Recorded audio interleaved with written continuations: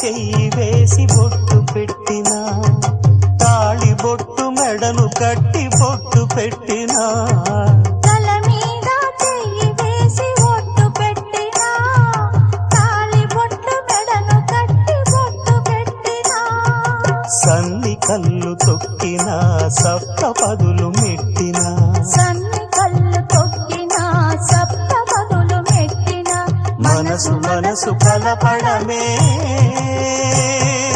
మంత్రం పరమార్థం. శ్రీరస్తు శుభమస్తు, శ్రీరస్తు శుభమస్తు. శ్రీకారం చుట్టుకుంది పెళ్లి పుస్తకం, ఇక